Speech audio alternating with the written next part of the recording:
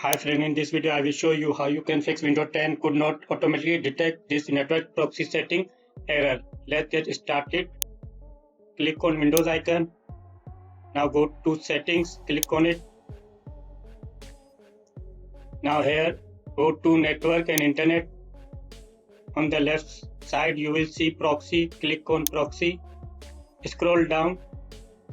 If this option is enabled, then make sure this use a proxy server option is disabled. Disable this option.